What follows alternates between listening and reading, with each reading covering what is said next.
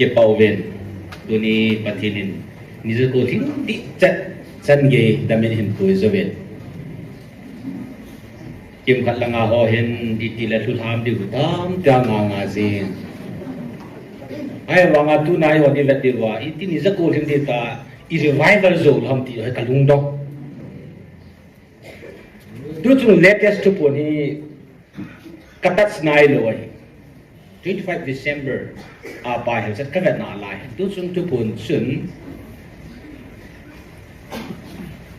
yo hi koi den de ka mo ha koi den de ka wai tu sunga tu pun latest sun hello ka do tai sul na sul ka wen de ka tau so lani masai se bong sun ta sa le thaga wa ka sa ka hem te ai itiu ta thona hi isu piu po te honi kilo dan se po hi milung tong milung ko ata sen le thi pi nga ma ki i ho hi su hi ding dan no hin na kilung tong kilung ko lo le so na revival chan diu dan ta so su pi khat ki yong le isu kyo ma la ham zo ham kai ti ham khat la al so the revival chang tre ta lam diu ta sina i ho imi mo ve ka ti ki lo na i ho lung ta na khat ka ti ne ko ti khat so kai a phan jong la ve din mi dang ken su ti le lu da ma ti lai wa i ti da na revival chan thi ha kum tha bang la sau hi kyong ka film mo nong ka sa mo na thui ki tam se na ke san lang ki jeng le ti lung za na me hi chi ma ban wa nai lam chao ne na ti tha di wang na samo mo le a bowling pa pathi ne i ho tan mon su kam ikido di ji pathi no hong vi na ti le i chiu chi ho ki ne i chi wa le pathi a bo de ki bo de Genesis som ni le ni lang hui fa na hele pathi Abraham ko manat sa bahay ho din. Pati na si bang mga Abraham chi at sila muna palun para pati nuway hom kitan at asan na confirm agabolin at sa palang hingin hong kilen pati na aboling asol ahin bolsay iso pati plan tunay iho azong hi pati hunguven hijilay muna at yahen itsidiyo iboliyo iho kine ikinelam la pathini PPA so sa dem to pathin thu thu e ichen revival e hutiu ham I tabang mu theya physical pasa government hian lang thaka government hi jong le pathin ichen e hutiu ham to pathin thu e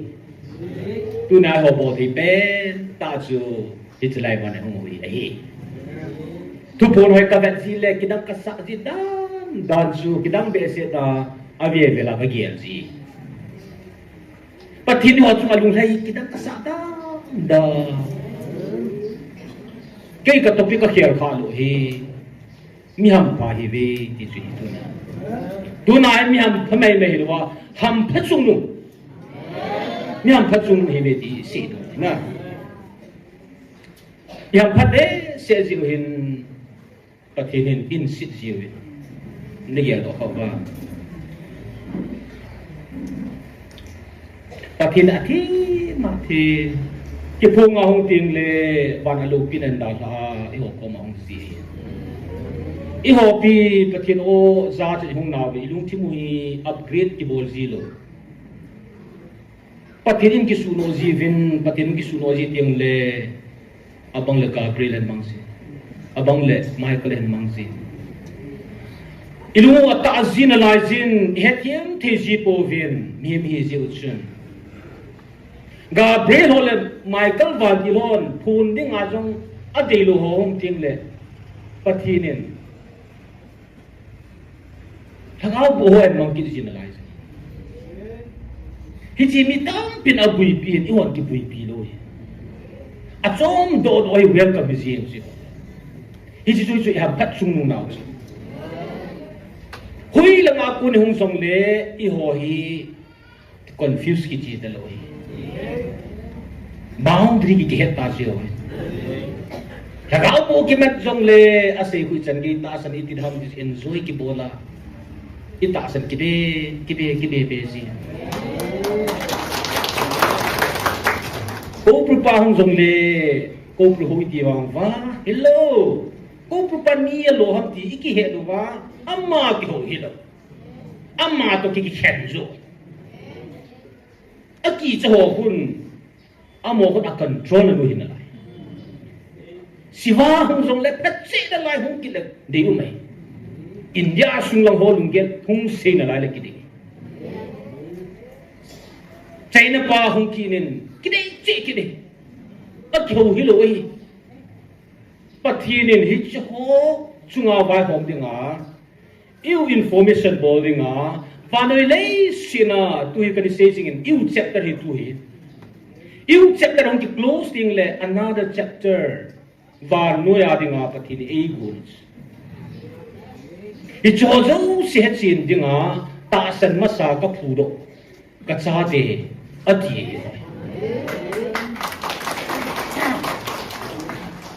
Hija cho bang kum la pati lobi be se jin imim hina approaching boating le ikisu no lozi ti ting la pati nen sei piloring la hi thelo anu ya ho Gabriel ho Michael han mang ji Gabriel Michael ho da se nom lo ting le lagaw bo ai mang ji December 25 ni tu pun ning kuma sang som gup la ko ne ahin tunin ni khun hichilai kalan namun hi mi ten amu sit pen le atai tom na pin mun hi zong le ke dingen kalupi na ki phun namun ahibu ve hichilai muna til ki phun su pi te ho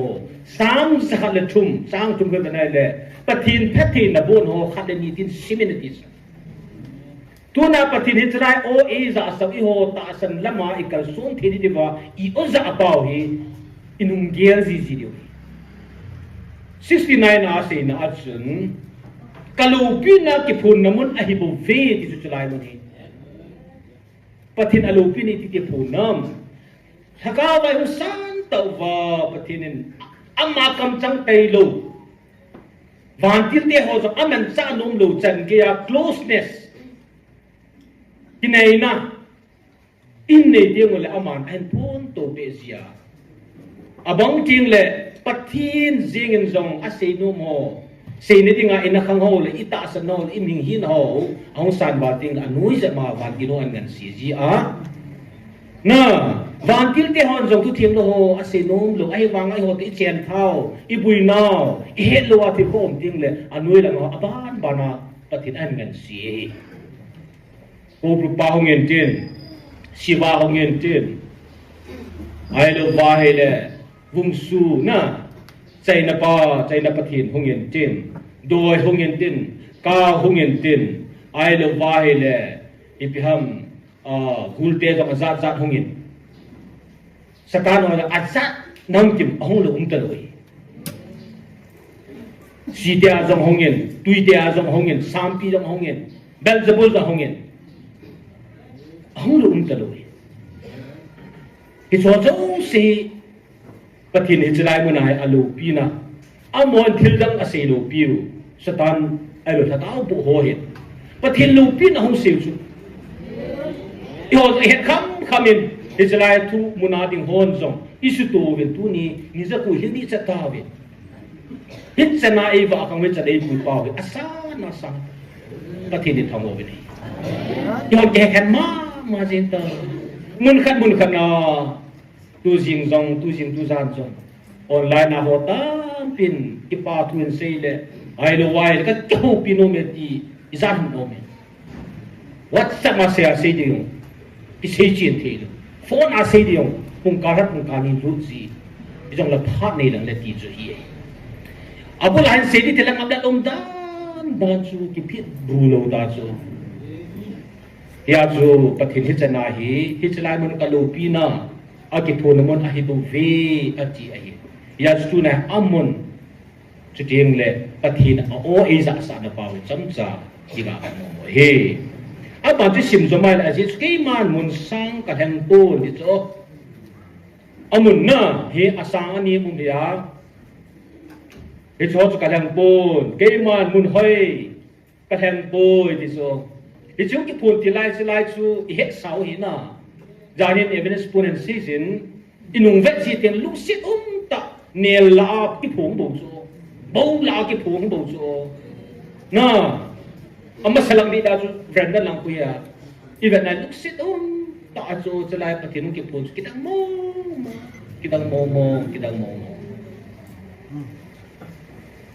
atilom ki ti hi ke dinga lu sule ki da ta hi ve tu na kita pina bui pi so pathin hi na ai jong ipiti na helai ta to phongam ti so pathin a hil sin ai wanga ka gel ki la he ti a gel lo so mi tam pi nik ki ti pa atam zo ni youtube dinga hona mu de ko sei na amma a kel ne sa ko lo ko lam ni la kel ne sa ai wang pathin a man sa na sa kan tu sin ka be ka de se kan jela ti kim lo ngai ti kim lo ke ma yong chun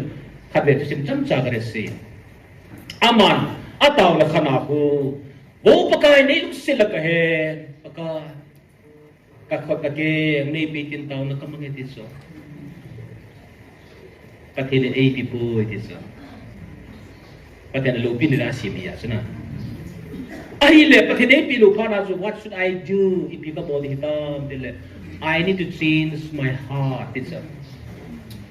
ke lung zo ke share ring hi angai ya ti so pathin ke het thiam ke ni nga chu pathin ka nom te hilovin pathin ni ti ipiti abor ham ti hu ke so hi qualified ka hiya pathin ke het thiam zo angai le I need to change my heart ti so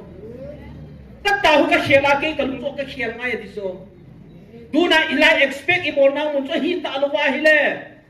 expect ibor na ilung thimpa zo I khel dio pathini pia to ham ti zo hi approach body hi sup te ho nang na gel hi taka na koila pathinung ponte ningin se chu paka nilung sit ka he jila chala de nei pitan khula ke nei pin tip ka taw de so ayaw pathin kalung sungan se chu change your heart na lung thim zo khele na ti di so hello bedding tu na zo pathin alo pin ni nga noi la counseling ya se chula na chi thumomin ko akhatsu pathin alo pin na dinga mitso elbaya asi mitso elbaya zo pakai humus and lamzo sentile eju pathin hiti dinga asi mi ya su pathin su hon convince bo zo ge ta wa hiti sanga ama ho zo lung thim su ki share mai sa hiti to sei na hiti lai mo ne taw nau hi I order I ka sa do to pi pin ai hai tai gela le su piti ho pathin ka thang wa ji dan su chlaya ka pom pona ai mu som je ti hi kim ko ai mo nai sai lo CTI uma hile pathin thuna tamzo komna Shillong Delhi mundang na thuna so tamzo sandia kha be bo na lai not ni si hello lai et sandia kha be se ke kom yang su 11 12 around 11 13 yo ko patna ji ko mai hap tak na kami ke ko mai ma ki mutsu so en ne wa ja ko en ne wa ni sign to en wa imu lo hit ki nang ta lo chu ke wa ka se sit imu tau ko lo chu ai mu no imu tau ke wa ko ai mo lo chu ni ko la zo I ka sa ni set ta hi jin ka do hello ni ha do hello lai ta ni chang sat noi ta gu la dai zu lai ta ban ta akho lai ta anum diu pha hello so tu hi eu lo khot ki ông te isilai ai thu se ai le mi a tam zoi mu si bo so tu pha na hi hap thana kha ki ko mu hi lo ni si ta ni za ko hi diu ta la lo pi mo ai supite mo tu na selahi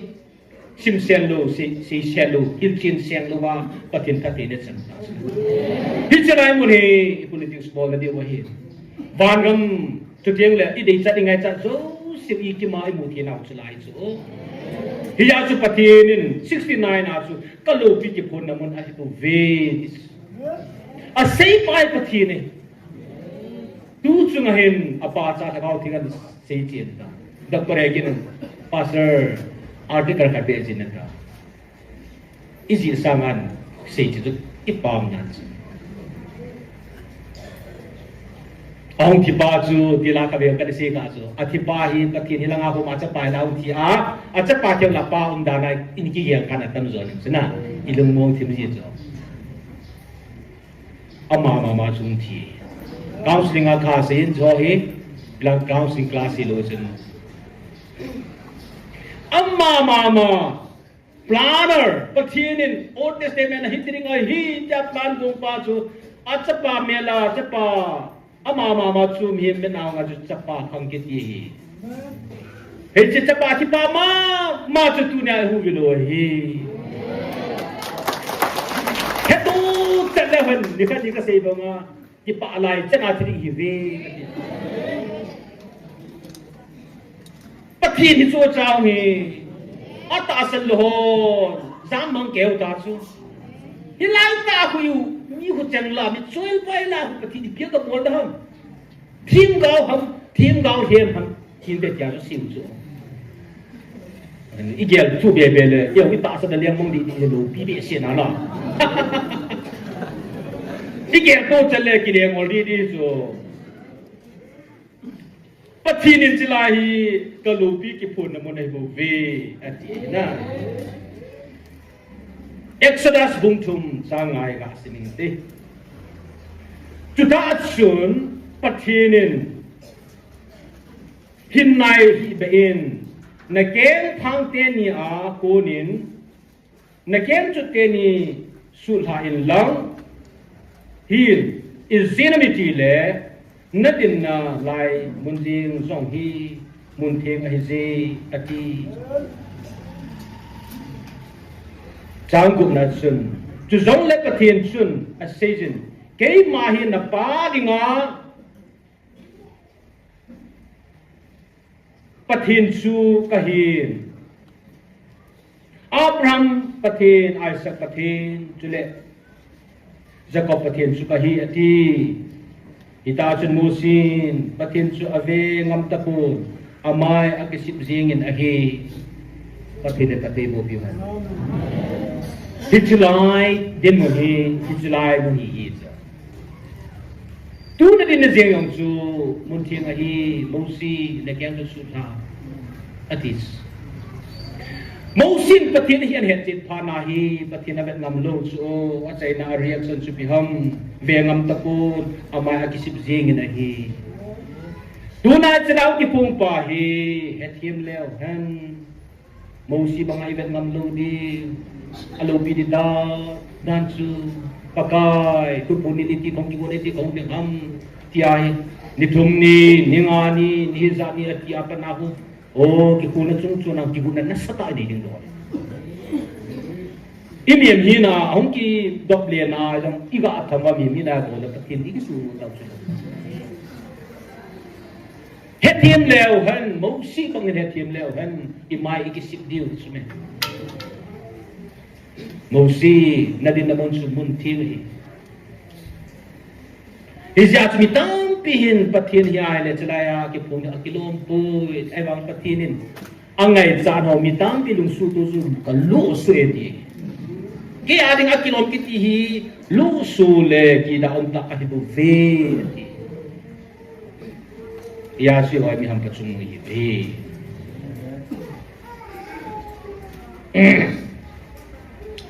Tu ahi garsa ta sa ni gau garsa ni ven vanui pupa vanuya ki hathang pa tu ki do hi jiwa su nom loe ken jong nom ka sa puno do nom lo ta pi to de oi zani tu ni ni ka ni sung jing jong hin asa ne za chu chung tu a ki pa na lan ni hi wa ngal hang pu ngal lam ngam lo lam the lo ami san ji hi pu o Mim tasan na om na te tasan na tasut ola ihin to ding desa na zala gutim tima ki pa gutim tima taw na muna hunga hang pung ta thelo mi dam biun so kala la jong vilong ki pen tan ikitil ko di ko he pastor ho patila chotam pi ko mumen Gudima vil ngayat il ko ngay mai liki vil di supete ho kin til dang i macha ko sa pu ka ho sa pin chilai ta san hoi thakawa iti ki wa khang di on ki bu ko pi I ki wa khang wai lai pan khanai pan itaw wa hile thupu no chun hi chilai na taw naw hi til hi thei lo zong hi thei na mun he tis kay ma ka siya ka sile ting zo pu te patin na an to ding ai patin na to na thei ding ai chilai man de chanai taw di I ho I pan mo po wa hoi tai pan ba gali zo le nam pin gali zo di mo be su te tu nai hon gal zo wa hi le hung am be se lo gal ta san tam I ho jong in be la ti hi they are ready to join with us I ho ki gong ki join hom ding ai nga tam pi mai amos me san ji jong hi be se pun location na let on za chum nong hintin environment za chum si jong hinti I do la maybe another plan but hin til gun kha jong hi hinti among theu lo zo tu pi pon tuna nang na hong thea kim kharin za chum nong yang ai tu nei lai ta hilaya hong thea bai ham pha chung hi chang an lai chun chang an na tong ho ki so ngai pui ti gal ka bhimin gal laya chun gal san mi ho ki so ngai pui ti wi ji tu lai ho di bo lai ta wa hi tu nai bo lu hi nam pin an ne ding a hi ai na tun so nai to gao su koi ma nei su do pe lu di hi ji lai hu hi hum dol cha nang ba taw na dol che nang ma contribution dol cha su te tu pa pathin chun in le pi du hi do di ya ji tu nai na to hi ni khat te nan situation ko general la nam pian pi ding tlo nang ma each ai ma to du yan pi ding le Israel ni siaw mo yung in sit na alai diu so ya ji tu nya Israel hung taw wa min in de bu wa kam le le tam pi bo lo hi ni khat in sit diu na lai ya ja ni nya khar ka asia hi le pathin ka pathi bu no no ho zing no ne ke het chin pu ve na kin zong ka het chin zo lu lai no da het chin zo lu lai het chin zo lu lin be se na lu pi be se na het chin zo lu na that the ne zui ma ko wa mi a ki chi lu hi lo pi va I ho lu na tu zo lu I ho chi na tu zo lu but the le sit va le sit sim pa nam phau be ti ki dang ka sa mo amu zo ama ba nga thao bu hon zo amu zo ha pa de ka tai le na sa sa Iwa hui lai cả pha đóng cái đồng nê chỉ ta sẽ ta sẽ nào lên cái đồng thiếu về na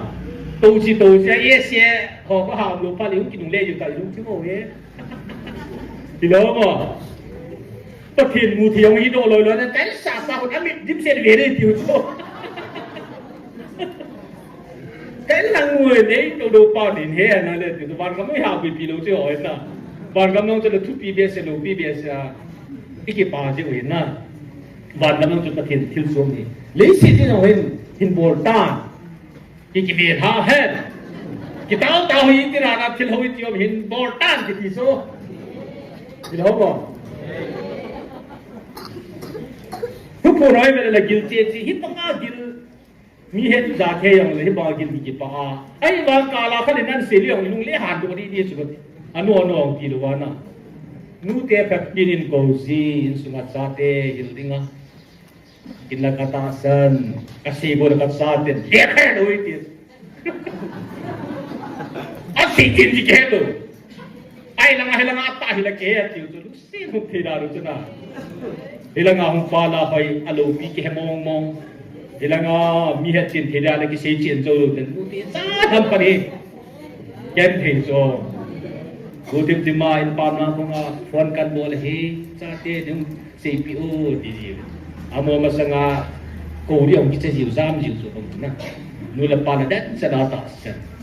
sa ti ho chu la tu la li si na wen sa mai pi ke sia YouTube pi ke sia ti ho su to ba hele mem chi na sa bul ba hele het sin thi gu ti mai nu le pa ti sa na ve ken thi I ho yong ki ken thi ma mà rồi translation ka bol zilai ting le katia zat zidan dan kim Canada kipa na hisa kim Canada nga o hasin ang hiso ji ba na hele tu na zilai mo na itaw ba ko na hi patin ai thei lo hi thei sa mo zilai ya so itaw sin na hi na tampi ki ja le huch pinong ki sei di ta ma phane ki sai ki di ta na ki wo nong sei ki lo ri ta de na hizat so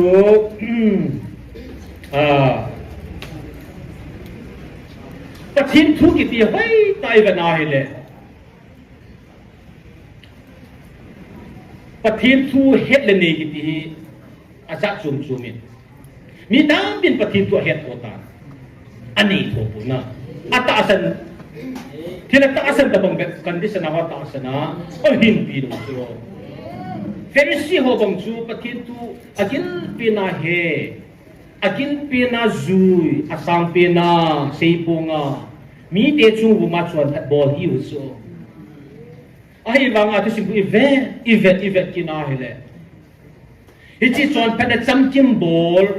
hena chungnung nei ai lo patin chungnung ta ho sanga apina pana chuan si a sai ni changia athilo la ma da kan ta koi tia cross a ki ken be pa azil nga pa tham phazo so patin tuina ikel to sa le thil ki da chune chon phanga hol do them ti wa trayu hena chin zo se mo them ti wang va hinai sai ki lo ai ko khati sang hop so mai sam ai no ele Israel te chon dan zui ding au ta sa ung lo chon site ni la khat pa su ain khulum ke ya na Nicodemus mong chu Yesu sa ta ki ma chu la sei lo sei ka ne wa pa kan bol sai sai tai ti ho loi ngan chu Pharisee ho yu ai bang in am ho ye khulum ke ya sang ta i ho level lo lo sang ta China thim na chon pa na pa thina zui bang ba a chai nya ai khulum kya chon sip a chat thei ta lo khet beo a hai a lung thim se chat pa hai pa a ko tiang chat thei ta lo chon se ja ki khen pe a cross a wa na lo lo le a lo pa chu wa na nei ka pa chu a su be le thidi a to we le thidi a se le thidi a be le thidi her ba Ông hình dòng lệ mà hi lấy xe chung à muốn nó bị ta lâu chu cross aki kẹt bẹn nhau chu in muốn lâu muốn property he has no right to own nei thấy ta đi bin muốn à trong mà hi qualified ta lâu để đi mong hi ta lâu cho chung là ngã lệ nong lệ đa muốn mà đã gốt sa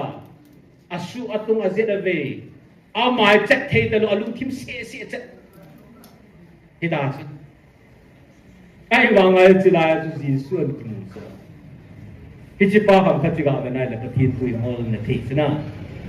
cùng ai có lúc cái anh chỉ vang á, mi khát, ai có lúc cái chỗ chỉ pa ham cái chỗ, khi chỉ cái này là cái thiên ác kilom kít thì cái lũ suy thế chứ na, như chơn, tàu na buồn khát đi mang ngồi tiếng,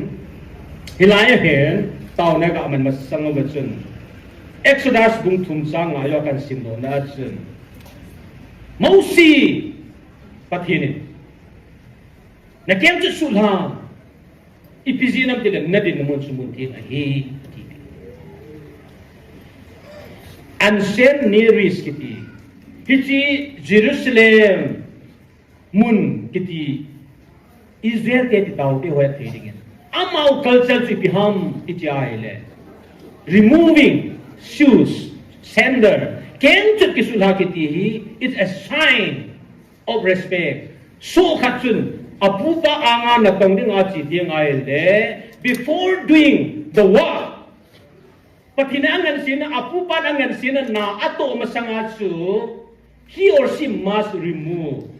a kenchut a sulha, a kihopya, only then he or she is allowed to enter and start doing the work.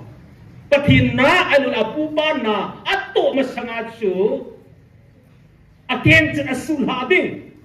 ilsung lut din apupa api puno ni piyasya angay din chutin na ato de hi amal culture to kito sanai pathinin mausi ko ma nadin namon sa munting hin na kyang tusulan natin ibijinam dile munting ahi ati ijina ban sa tu sopa ahi ja tu pathinin sopa lo la mausi ko ma na kyang tusulan ati lo ri ibina pathin tu na kyang tusulan na tiam tile that shows that Moses is real. Aman asudi ta asupa is asu patirin nakiam tu sutha ati he point kana. Apupa tu deilam boldinga ipi tha na nei mi ho chu patirin nakiam tu sutha ati he. Hija tu mausi patirin hija de masu kasi. Ani na tu zanale Zanala pati zanala asam pin dat sa tu kem tu sulai ahi na tolo pi ta tong ding so kiti chun ato din ting le akem tu sulai athum na chun the ground belongs to God. Psalm 24 som ni le li kui na hele balu le si da sungati umzo si abon sa bakaya hiti even where you stand tu anak din nazil dong sumosi iahi nagyang sa kisudha cleaning pathinin ownership amma jong adin na jong abona kiyani ti abat sahi alienation is God's presence pathinin this is sinai mul munsu ating ni mong asim tung hilawahi but when it comes to pathinin amma ong kipuna pathin presence pathidong phana chu pathidong nalai zo se chu mun theng hi ang ana chu pathinin Israel nam hi atun do a apuiding phana athua apuiding phana athua information that chung an peding phana chu ama le mosi ki ka thu hi pon pathinin nam khat ki tun do ne dinga mo pon len ta an pia hichi nam khat tun do go helwa van noya mi zo si ti nam tinin hichi Israel te mangcha pathin nam lan hi ve ti het thi ne dinga iu va ta bang chu number 1 pathin anang han mi te han vela thupi an ne ding pha na chu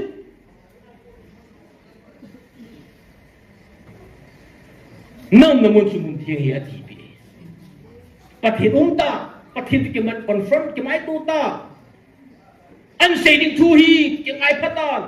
nam khat na tun do de hitai kan pi ding thu hi nam ma hi na to na cho par thilo hitai ka tun do ding kan sei ding future kan sei ding kan sei na lai ding ho hi nam khat ki tun do ne ding hitai hi chi phara so pathin engage and more phara chu point buk na chi pathin atun do ding nam atun do ding phana mosi na kyang su na ti agum na chu that shows a remover of an ordinary life mosi patinin anho bi sing an mang nai ahi wang atu gi sa an pi ding phana chu nang ma hi na zo si da ta ti nei nang ma na hin ordinary life dila na nu nu ap kuna nu pina nahi na nature to da human brightness nakili sana to da alang khana nakisul la le to da ti nei na tu la ya hi dr pumen bp sang le bp ni mi adyan jan ki bas ya theva asang se buhi lo anim ng buhi ani niya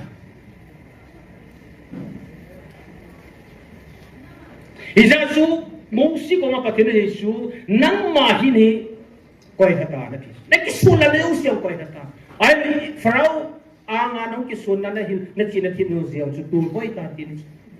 nakisuna na paimong dingai na nakisuna le na paimong ngai jo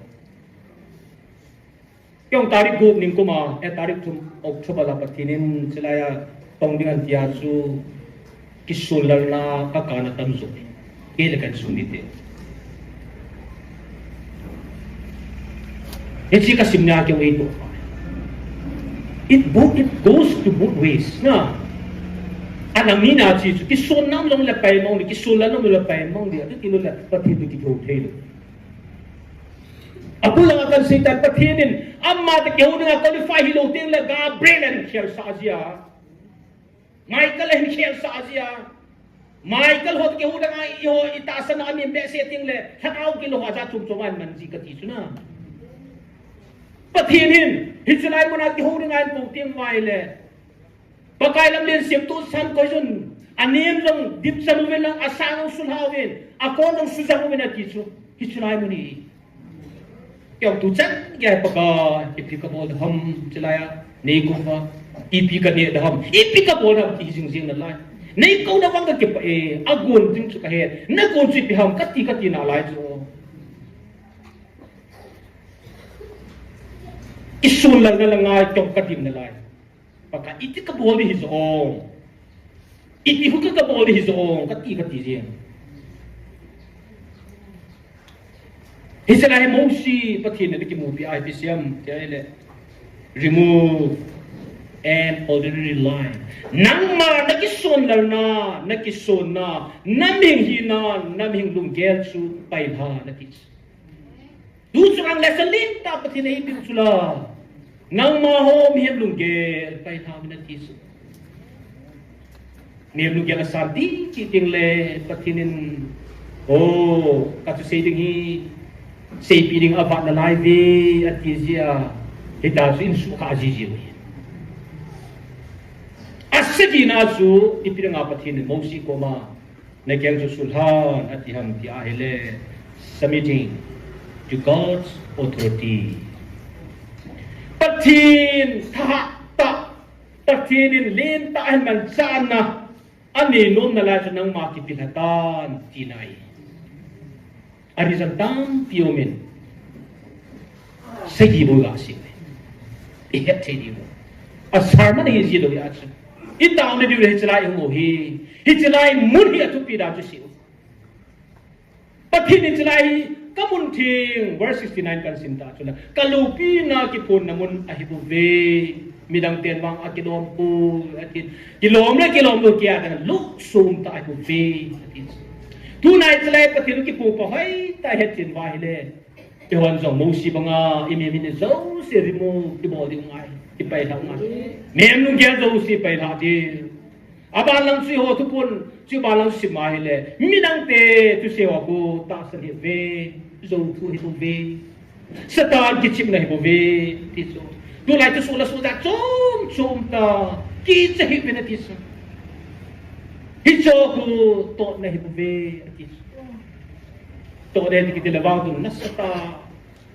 To na hihiluti sundo kit may tina. Ay mga pati na sila sisi. Ipisi din. Tulay alang da nga kidam na yan lahat kilo ipisong letsoku. Tubin kil hibin. To na hibuve atis. Yaju tulay bitam pi diskarest na ahin kumang yung kahit so. Mihimik hijazo yung diskarest ki mazi nang walhita kiti na suvalo so hijin say just ngai dule hechin ona say so ay bang kasulang awang so mulo who know me very well kema katasa kahindan he ho so ya katadaw din mo bang sa hen lo ay siya yung ngai lo jun ipinagabol ham Kulanga hitsa nga tang hichicha na kibunga ipinagapulay na ako nagapelpe na ako ipinagatuwa na medyo kina kahit kuy kati kahit tama alo to ano kahit lo kalunggan man na evidence din ka dolek yung kahit dito nakizan nga megat ya lam yung kita ding IPT din at ginagawa ka kahit ay lai tao isu na lom jidan na kimuto ta katyo kimuto li pyong kasi okay ay suyi ay mga patinin ni pian bol ko nito na hilay ta so Moshe ko ma nang mahina na lugyang so pay mong ina piso kaya sa kil na kumpoy kanu ko ma kamo di ding min pak ila kasi di choy no ta kom de nung tanga kumzana kung di makaya ka to eh. Kasi di kibor tambes ya na kalungdong laya ka tao yung gusto kasi na kasino ka tong kasi kit eh. Jingka pen pha di mo pi pi na ki mo se ngalo le. Kibor dari tiong le mun tiang hi ya chudala patien thu chula kinial pe thei lo hong ki din do le kates atama tam jinga warsa lagi sai pota. Hijau tu tu nasi nupian tahu tu, mausi nanti numun sumun tiang ahi, nasendal sunha nanti poin sigi kan sena. Ihet nong wali YouTube main dulu di mana. Kan biar saya dia tahu nau patah lama ni na. Poi tahu piu me. Hijau tu tu nasi iho selai manahi. Oh itu cat lehan pakai itu dah. Henu num biasa ati bilang izan num diutam na. Num itu. No mong ay. No mong ni kan nasi kel kan tila kala kala din luis. Jamna ki paana le lumo ni kine. Ani lo ko ni de moya kine hisbate. Akini paana su de mo no nubze. Ni apati na tu pa tu puna sei tu na tu apa le ki paana pan che de hi.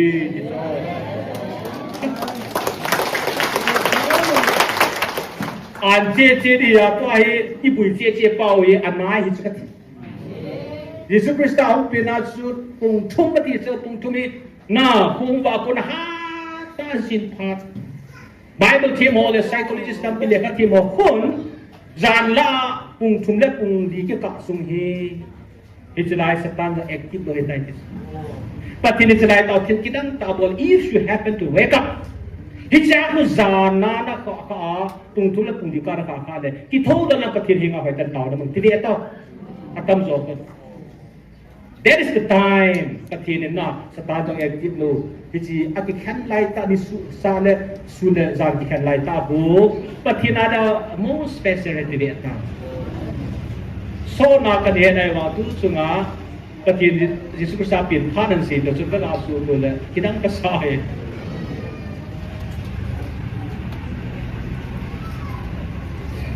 Ijaju patinin elu simong mongubin hele heto celehan nakipanaw tu ana detis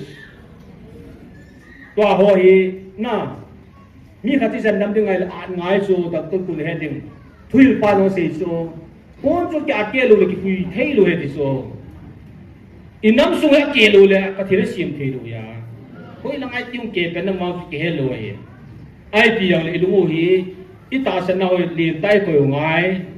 hilai ta sa lom ti le e se nai ben hui lang gi tam ti sa i hoi ngo ji si na ki tai ta ki tai he ti lan e ki tai lu mal ki ta ko me ki lo ma ata we gan se ki tai lu in ngo ti na in ngo si u ta si wa ki tu po ti wa ki tu lu a ki tu lai lu sai na ji om le ke ta lu na ai pi om le iki pa na hoi to an le so ti te kasi chula jinga ni se ko jing ta so ila sau revival nai ta ila ki pa nahi an jing di so an jing di sume bandam se chu gel di to le se na an ta so ne chin po ti la tin ga ke chin di ki po Iki pana hoya nice pati tai chi cha ta sa bu the de cho ya nya kasi ta sme ta sa yung hakawa pati katsa gal ni ne ten gal zo de ni ne di suna ta sa bu the lagaw mu the ani nya na hi ta cho kum tum ling di ta la akum kaya se nga kum li kum kai ta akum ami ko si ma da kum tum thing pi chani ta la ling tiang le pati ne aki tiang pa do aki ti tu a bo de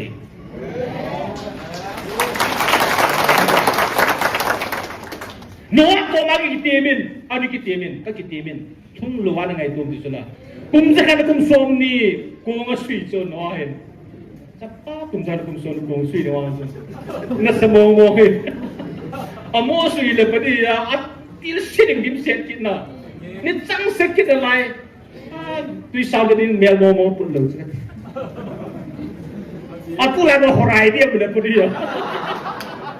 Kikit lo pun di tiya sui wa. mau len sung ni te ni se si ket ding a si mi na pina ni ta size adung wa pa tin si pi ke chu kan ni design ni ke chu na bil homo a de de a ma la family ding a ki sui le phari ya ken che ding ho yu si ya sui tha ki ila nga mo ra di til je mo na oh no bingal pa dia but when the right time has arrived upon ulin thana adul ki sai duna yang hi akilom no masakila thidam na tyo ka si jula ai chen si jam kan le ta san ni ne ya lai tu si ti mo chu pam lang chu ha ge hi bin ti no ti da to ke yang hoi sa ka ngai le ka thu ni de si bo tu me ya tu pati ne podium dia bo na ni ko mong ta bona chu kaun sri mi upa som si ke bo lo so chlai pam lang thu na la na lai ni hom ti na la jing ne wala mun da ki phung mo ka kaw hi bu chu ne twai nui ba wa pati thilo se pa tu na ei bol sa ultima tao na Dr. Pa Dr. Hegin tao na kisaran sibo mo tao the ano ko ma Gabriel to kisu to lo si Gabriel to kisu to wen ana sat lo pinig yan lo kati hey mo lo na nang si ko ni pite point na bo siyong kisino ni sila mo da so su to ta ba hi chun iti zui ye chun tao na ko ka di mangok din thakau mong din ho ku don tin chilanga counseling chi si ba tu nai ho de body pain tao chu thakau mong din ku do dil nang ma in sunga ko na layam nang ma ko sunga ko na layam i ho ke pa wang ba ni kana ka translation ka si chula ata sal lo ho le adam ho de nga thina kun so na ma tha na thu he ti chi athum na ba Hiji so hinadang ahi thege ke ni tu na imo tu na ina hiji sun ei malei mai sung khusung in sung hiji la kau sing chi ho a ding in du tan ka thiringa taw na mang te hi na thei chen taw na mang ten zu te na ka pe man he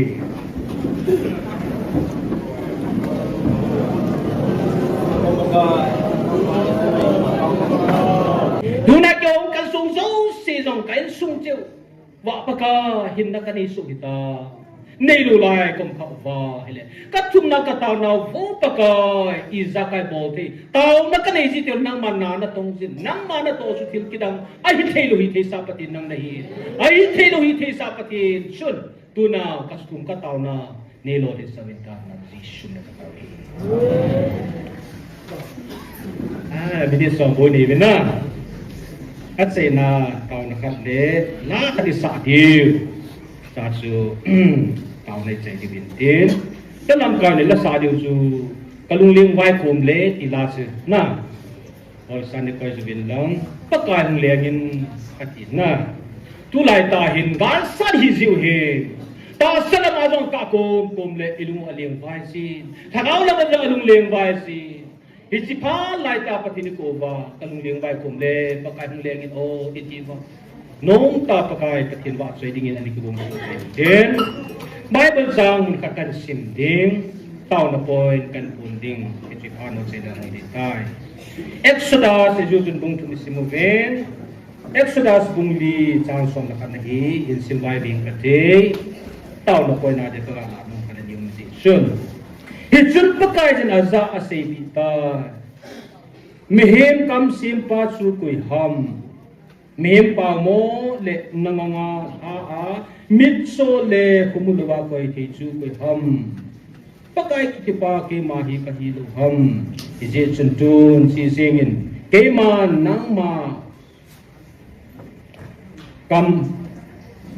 nang ma kamin nang ma kamin panging pangjing ing ting na se ding zo se ipi jong le ka hil ding na hi ati pathin ka thi bo ti hi chlaya ka la do nom jo ke kam sim pa ka hi no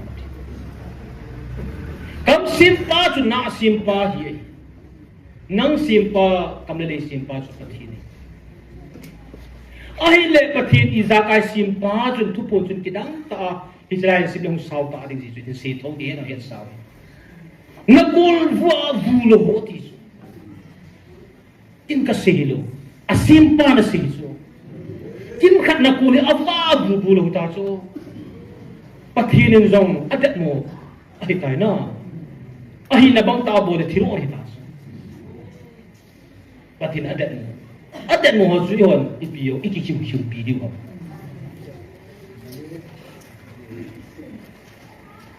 Aka akong kumitsyong often lang tu kisila kalungaw mo sila. Pati na makamsang apalula, malakin zong hin.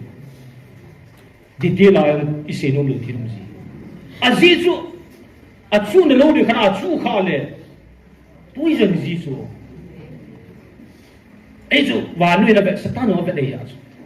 Yaso patinin, azadi wa, kasi tayo na sa nga, polut, Agis buo na loading kaya may kalusian of sa apamahon sa alo. Aba nang nakulva vulhot iso asimpa to musiko makam simpa nakul simpa kay tile asimpa tun koy nakulsu banga koy nakulsu binga koy nakulsu azalo ram sa head iso.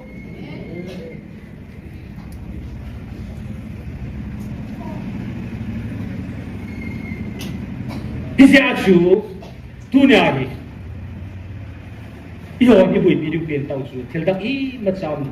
hisilai mana pakai ibat saja. Pathin itau wahile, na pathin itu aku na sakau na tu aku na galzo na buat mudi buat. Hilai ki pungon na sejula, impossible become possible through the prayer. Hilai ki pungon na sejula. Hilai na tao na hi ay thelu hi the sana jo tao na he tis tao na kiljo se jo pate na sikal wala ko sim ta ya tu na jela ta ti ba choi va pathin hinga I tao hin thil na sa ta pang thi hin pathin na kul va vulo ti hong su hong ki sim phadi ngai le I ho tao na jela ya I tao na sa na 73 at say the sinigate. Hagawa keman katuna kasutu ting lekta sa keman kasutu akatunding nahive. Hagaw lang masasa. Hagawa kahelle katun do kahubong nahohi keman kalupi na a nangho na jiha ho keman kazui za katunding Hisu Abraham chunga kakitip na banga naho chunga jong keman kakitip na hi kakoiza kala amang loading ahi. Praise the Lord. Kamiel sia nangho na chila au kazui de tiso. Akit dan gilmo montas. Patin ichila au kazui de so. Patin na chun. Nang lake chu jila tha in hook say de thiri ya. Ichila au patin ani zui de sume. Leisi patene yang azui ding, thakau patene yang ani azui di tasu. Gani ne yukla patene, tasal hagawa azui ding. Patin su ever present. Kacau siapa mereka tiba nga, alun lulai bang apa namu soya. Kaangan hong kizodu lu kamutai di sa. 2025 generation lain kalau ada datang panen. Tala to kompyo pagkikistogin. Amin sila amin. Ay, sa pawa mong pahingi. Sibay. Asadi yun na. Kadusulong mo mo. Kaya sarikit pake. Kasudo le. Sa pawa mong pahampagdahan sila. Ay, siya sa to. Sa pawa mong pasu. Kung how pipiwin. Happy bon hoy pit with it. Apa mang lowang si danan su. Red so lalin. Ito say na kana. Birini mo lang katso dedi. Yo disugo yo lo sa tuedi na. Ay chan si pau hi price piti sa kitbaran sa pawamang pa. Kumle lang nga sumi kat mabangay luta ka. Ay sa pawamang pau kita silangan mo. Ay kipa tabi ka tila nung agyan lang kipet lang. Kadu phone dah se. Itu kipet lang yung mga kipa. Sa baba amang ho ham pa se. Hindi siya suga. ba mga nagelo ka ang sunong lutaw ito ito. Biya chu amo wi tau pi han ngai ni ni to tau pi ngai patin ni u phat thi bu ri nga chou sa man chu patin hi za ji pra de lung ha da ba na du hang si ham ki lo hi so pi te til khat sui do ni nga cha ki sui ha u ding mong ai ba akila ki bu cha ki sui do pa cha chu chan do ding ho ja ai til ki su wa lu li sit bu hi to ai doctor kun ji ke lang in ha pha je kin ka ha pha lo ama ya ki no ta ase ji na la hilaya vanu li si simpa hung ja til zo si su he ka ti ke ni kyong ji lo ne America til so Ukraine Russia til so abo na gu chlaya hi til so ji hi to ai ke ne na connect the lu thu hin i ho boy de so li ta boy de more boy de kang ko pi boy hilai boy de ak sing and bo chla e chla he ipi center na at ko mai le alai lu chi hung ja ti li ki khel lu bo de so zani kan se na hak a chai da ga se chin no men ta thinin Israel te ka pui lai sang a tu sung no ka pui na ha sa zo e ti so ngai lu nan pu so Israel te se ngai lu ting le le si de kam ka ko ya tha lu la thi li ki sai e wa ji so bo the lu ai wa nga iki pa di dang hello amo de ang accept so hello ni khan ni ka translation na kan se tai ni kan asu ga se gol le pakin hoya kan se clarification ne ga ba bole hichi ka le din kai thi boy ka ti na kita kiso ve bin ke man ga ber sa nga chirup sa nga Michael Van Til thi kan solin ale kha zo la chun ki pa ne le dano me ti na ahin nang ho ata sa mo ding ki pa na hi ki pa ru ta sa ngam ti gam thaga wang gam ti ka ti ata sa lo ho ke ma thu chang chilai ki pumpa a ki pumpa ta ho ti me kilang dang okay so a ki dam lo okay ibibiyang okay na lasang okay tiki ko okay aki pumpa bol daw i ho bol ako ito halay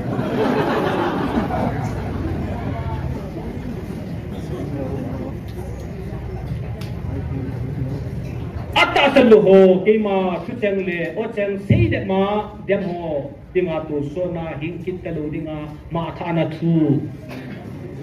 ten le so ma tha na thu sine do ta sa luya pathina pe na thula lo wanga aga wai thu kitan sa ta so Israel te sang danger zo so pathin alagaw hingkit kalo di ti so hingkit kalo di nga ma tha na thu ti so i ho da ki pa ne la adem ho ata san thi ho adi nga chu ma tha na thu chu ya Israel te chu mit mu ta sa wi ya to ai na ga ma wi za da ta so ho ta na kai mo lo ta chu la ya tu na hi so lesit hai na huwa ne ya kisi na pat ne suna ita video hi he ji se Israel te ta pe ko ata se bo ki sai den i ho ai na ga wa hin ki talo ring ati le i ho jong wi sama ma hi so adam su wa ki nung le lo ma he le ya ju twa hi tau na gra men diu ba chu tu lai ta gan thin za chu ma ho bung te ho sung ni in sung ka na a chilai hong ji a gan thi to kana tau nang gel do tin ani na ho lam kai ho so nam lam kai te ho jo ki tau pi diu hi ho lam kai tau pin he thim thi nai tu vin i ha se len nal ji lo hi ke ho lam kai ka hi je chun i tau pi kal wala da lo hi ta thin in chilai thu ten sa tun so na hin ki ta lo dinga le kha to chu hi atia ko na hong hai do thei te ni wa itaw video hi eti to pon laya hin ipakai pau kap si so thagaw mong doan gyal do ting le Jesu ji me tu tan chula tan te de hizong le tunai hon ika video hi ichang thuma de nga chu taw ne man ti bin tin in bel sing katin hizulaya hong ja gan tin la chu ma tu ho holam kai ho sa ho ai thim lo ding taw ne mang utin gala to ne hi sevin mun som gam chu main Tuzim tu za pula la ho ya zo se jo tau nan gel to la ji mu le bot chanding sa tau te tàu sai này upa mang ne ven in sai ki pa men te ki har tin